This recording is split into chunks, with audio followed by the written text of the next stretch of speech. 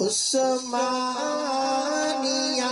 ادارہ ہر آنکھ کا تارا۔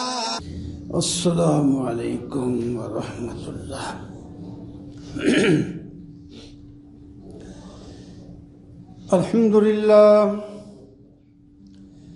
الحمد للہ وکفى والصلاة والسلام على سید الرسل وخاتم الانبیاء،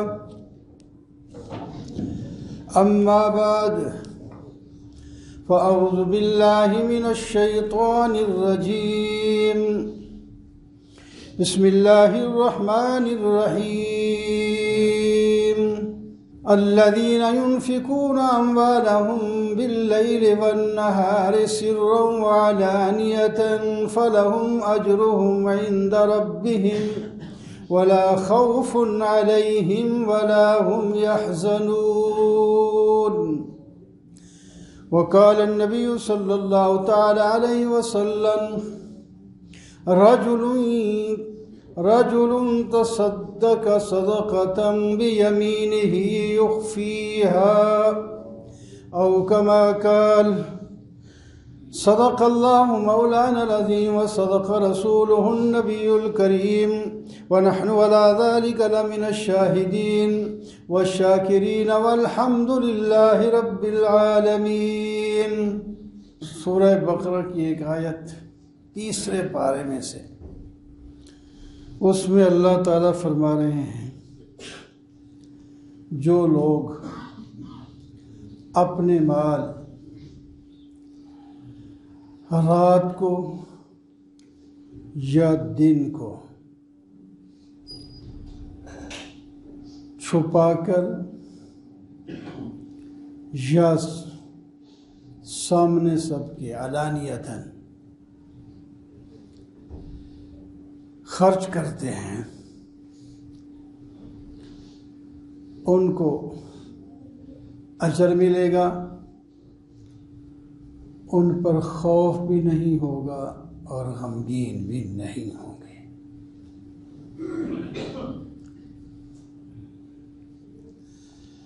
اور حدیث پاک کا ایک جملہ جو پڑھا ہے، اس کا مطلب ترجمہ یہ ہے کہ دوسرا وہ شخص جس سے اللہ تعالیٰ بہت پیار کرتے ہیں وہ ہے جو صدقہ کرتا ہے، ایسا صدقہ کرتا ہے کہ وہ دائیں ہاتھ سے کرتا ہے تو بائیں کو پتہ ہی نہیں ہوتا، یعنی پوشیدہ طور پر اللہ کی رضا کے لیے خرچ کرتا ہے، اس سے اللہ تعالیٰ محبت کرتے ہیں، پیار کرتے ہیں۔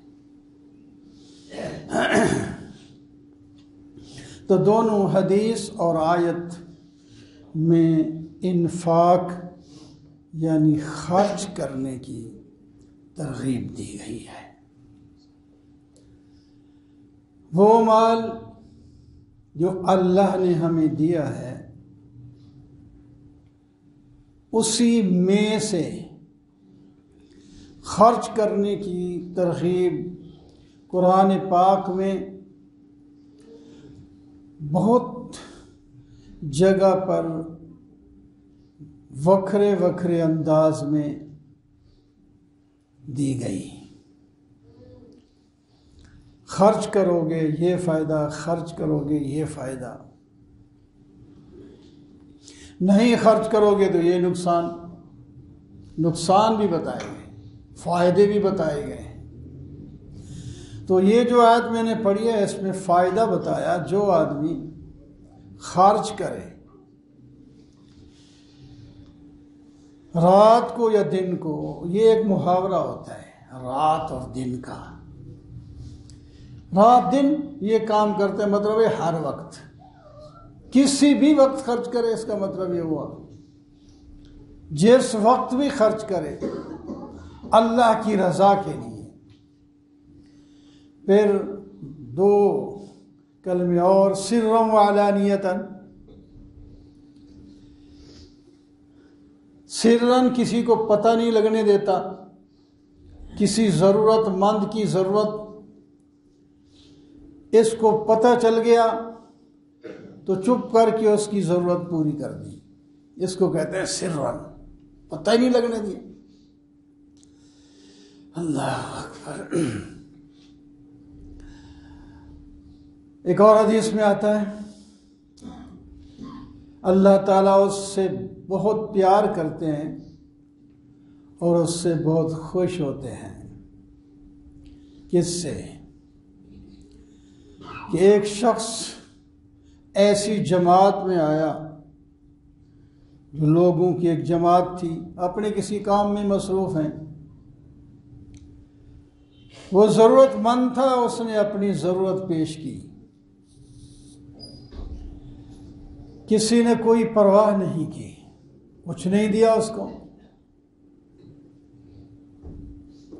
تو اسی مجمع سے جب یہ جا رہا تھا یا کہیں آگے پیچھے ہو گیا الگ، اسی مجمع سے ایک شخص اٹھا اور چپ کر کے اس کی ضرورت پوری کر دی۔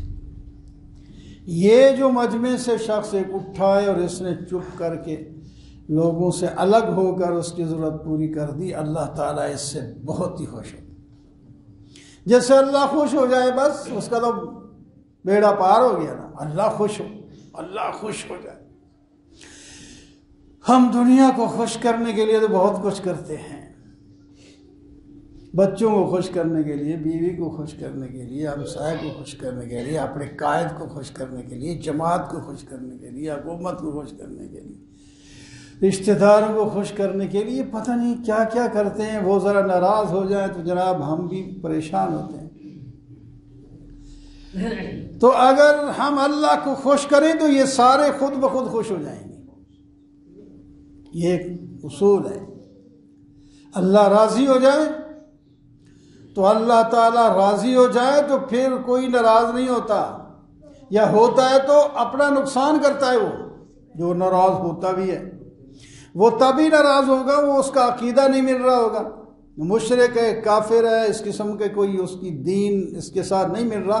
پھر تو جیسا کہ وہ انبیاء علیہ السلام کے ساتھ بھی لوگوں نے دشمنیاں کی ہیں، صحابہ کرام کے ساتھ بھی دشمنیاں کی ہیں، تو وہ ایک عقیدہ ان کا خراب تھا، مقابلے میں کھڑے ہوئے تو نقصان اٹھایا نا، دنیا میں بھی نقصان اٹھایا، آخرت میں بھی نقصان اٹھائیں گے۔ ورنہ جو دوسرے لوگ ہیں، ایمان والے ہیں، ایک بزرگ کہتے ہیں مجھے پتہ چل جاتا ہے کہ آج مجھ سے اللہ تعالیٰ راضی ہیں یا ناراض ہیں۔ کیسے پتہ چل جاتا ہے؟ فرمایا ایسے پتہ چل جاتا ہے جب میں اٹھتا ہوں اپنی سواری گھوڑے یا خچر کی طرف جاتا ہوں، اگر وہ عاجزی کے ساتھ اسی طرح کھڑا رہے جیسے میں اس کو پکڑوں، اٹھاؤں، لے جاؤں، اس پر ذہن رکھوں، جو اوپر چڑھوں تو وہ کچھ نہیں کرتا، بالکل تابع ہو کے کھڑا ہوتا ہے۔ بیوی سر نیچے کر کے محبت سے باتیں کرتی ہے، بچے بھی، سارے خادم بھی، سب۔ آج میں سمجھ گیا کہ اللہ میاں راضی ہے۔ اور بعض دفعہ ایسا ہوتا ہے کہ میں گھوڑے کے قریب جاتا ہوں تو وہ ادھر بھاگتا ہے، قابو نہیں دیتا۔ بچوں سے بات کرتا ہوں تو وہ بھی عجیب سا جواب دیتے ہیں، بیوی بھی منہ پھیر رہی ہے، تو پتہ چل جائے آج اللہ تعالیٰ راضی نہیں ہے، خوش نہیں ہے، جس کی وجہ سے یہ سارے مجھ سے ناراض معلوم ہوتے ہیں۔ تو اللہ سے راضی، اللہ تعالیٰ کا حکم مان کے اللہ کو راضی کر دے بس۔ کوئی ناراض ہو تو بے شک ہوتا رہے اللہ کو راضی کرنے میں، کوئی بندہ ناراض ہوتا ہے تو ہو جائے کوئی بات نہیں، لیکن بندے کو راضی کرنے میں اللہ کو ناراض نہ کرے بندہ، اللہ کو خوش کرنا ہے۔ ہم تو اس کے بندے ہیں، اس نے تو ہمیں پیدا کیا ہے، وہی تو ہمیں کھلاتا ہے، ہمیں پلاتا ہے، ہمیں صحت دی ہے، یہاں بیٹھے ہیں، کیسے کیسے کپڑے، کیسے گرم، ہر چیز یہ کس نے دی ہے؟ کہاں سے لائے تھے ہم؟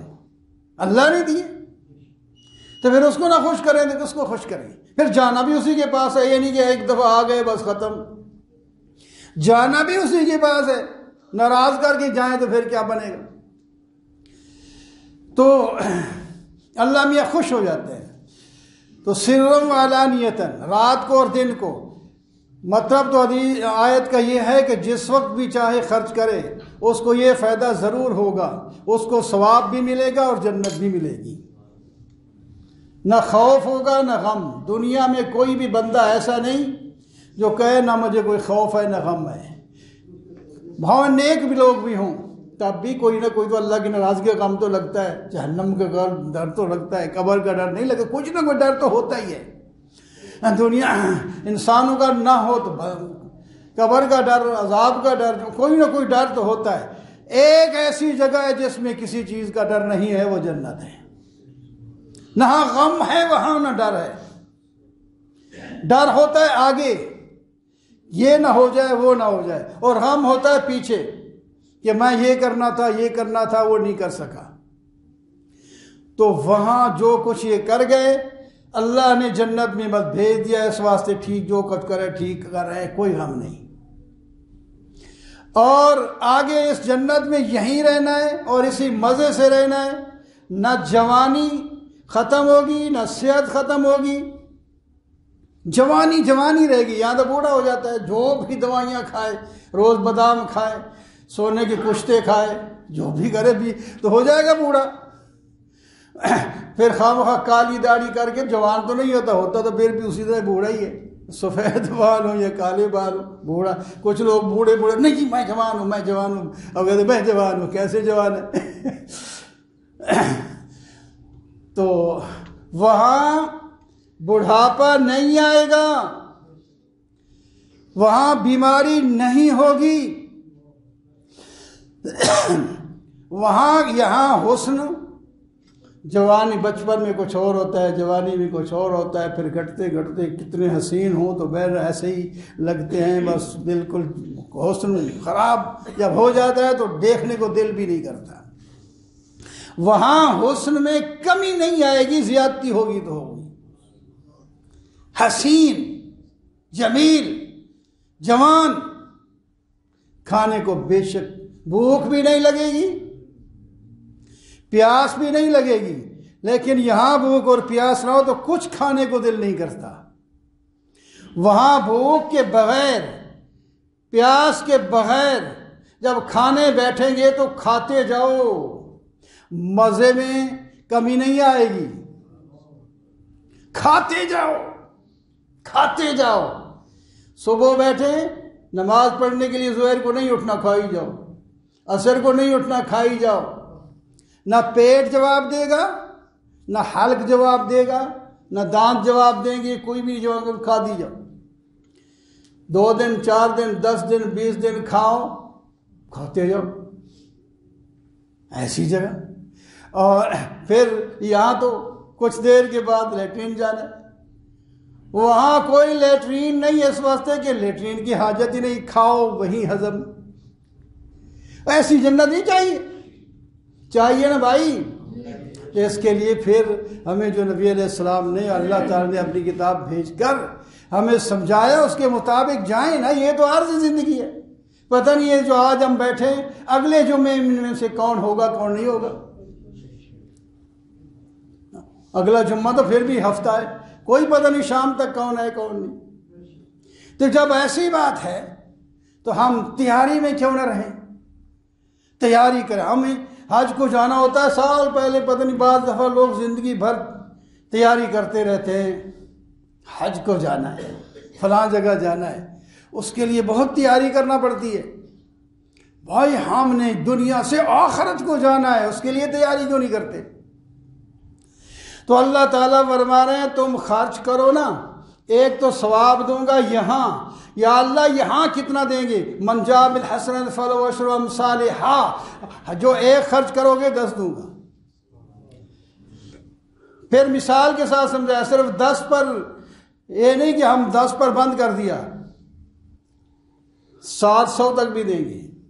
مثل الذین ينفقون اموالهم فی سبیل اللہ کمثل حبۃ انبتت 7 سنابل، جو لوگ اللہ کی راہ میں خرچ کرتے ہیں اس کی مثال یوں سمجھو جیسا کہ کوئی دانہ زمین میں ڈالتے ہو اور اس کی کونپلیں نکلتی ہیں، اس کی 7 مثلاً جو ہے کونپلیں نکلی ہیں، 7 اس پر خوشے لگ گئے ہیں، اور 7 خوشوں میں سے ہر خوشے میں 100 دانہ ہیں، تو کتنے ہو گئے؟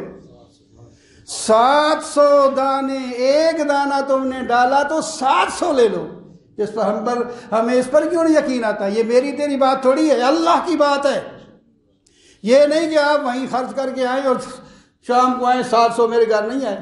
بعض دفعہ اللہ تعالیٰ 700 دے بھی دیتے ہیں، اسی دن بھی دے دیتے ہیں، بعض دفعہ سال ہی گزر جاتا ہے، بعض دفعہ پتہ نہیں اللہ تعالیٰ دینے والے حکمت والے حکیم ہیں، حکمت کے مطابق دیتے ہیں نا۔ ہم تو اپنی کوتا عقلی کے ساتھ ایسے کرتے ہیں، یہ ہو جائے وہ ہو جائے۔ حضرت ابھی میں واقعہ پڑھا، حضرت علی رضی اللہ عنہ گھر آئے، کچھ کھانے پینے کو نہیں ہے، بچے رو رہے ہیں، پریشان ہیں، تو چادر اپنی بیوی کے لیے بیچنے کے لیے لے گئے۔ اللہ اکبر، یہ ان لوگوں پر حالات آئے ہیں۔ لے وہ 6 روپے کی بک گئی۔ آ رہے تھے کچھ سامان لیں گے تو آگے ایک سائل نے سوال کر دیا، تو وہ 6 کے 6 اس کو دے دیے۔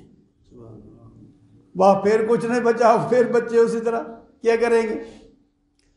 پھر اللہ تعالیٰ کا دینا دیکھو۔ ایک شخص آیا، اس کے بعد اونٹنی تھی، اس نے کہا یہ میں نے بیچنی ہے 100 روپے کی، اگر لینی ہے تو آپ لے لیں۔ 100 درہم ادھر کے ہوتے ہیں، ہم روپے ادھر کہتے ہیں، اور پیسے مجھے بعد میں دے دینا، ابھی ضرورت نہیں مجھے۔ انہوں نے کہا ٹھیک ہے، پھر مجھے دے دو۔ وہ دے کے چلا گیا۔ اس کے بعد وہ اونٹنی لے کے جا رہے ہیں، بیچیں گے اس کو بھی، آگے اور آ گیا، اس کا یار اونٹنی بیچنی ہے؟ جی ہاں۔ کتنے؟ اس نے کتنا دے گو؟ وہاں کہ میں 160 درہم دوں گا۔ ٹھیک ہے، 160 مجھے دے، لے جاؤ۔ 160 اس سے لیے، اتنے میں وہ پہلا بندہ آیا کہ کیا ہے، میرے پیسے دے دو۔ میں کہ یہ 100 درہم آپ لے لیں۔ باقی کتنے بچ گئے؟ 60 50 واپس گھر گئے، ہاں جی 60 درہم لے آئے۔ اتنی کی بکی ہے مہنگی؟ نہیں، اس طرح بکا ہے بھائی۔ اس نے 6 دیے تھے نا، تو 6 پھر 10 60 بنتے ہیں نا، اللہ نے اسی وقت دے دی۔ بعد میں نبی علیہ السلام کو بتایا گیا، فرمایا یہ آپ کی مدد کیسے اللہ تعالیٰ نے کی ہے؟ وہ پہلے اونٹنی بیچنے والا جبریل تھا اور خریدنے والا بعد میں میکائیل تھا، سبحان اللہ، اور تمہیں پہنچ گئے پیسے۔ یہ نمونے تو ہمارے سامنے ہے نا، تو ہمیں بھی ایسا کرنا چاہیے۔ ہم بھی آج دیکھنا، حضرت علی کے پاس گھر میں بچے بھوکے ہیں، بیوی بھوکی ہے، پھر بھی جب سائل نے سوال کیا تو اس کو دے دیا، تو پھر اللہ تعالیٰ کس نے کیوں نہ دیتے؟ تو ہم بھی اللہ تعالیٰ کے ساتھ ایسا ہی سودا کریں۔ تو بہرحال جو خرچ کرے گا اللہ کا دیا ہوا مال دن کو رات کو دکھا کر چھپا کر، اس پر ایک تو اجر ملے گا اور نہ خوف ہوگا نہ غم ہوگا، اور اللہ کو محبوب ہو جائے گا۔ کہ اللہ تعالیٰ قبول فرمائے۔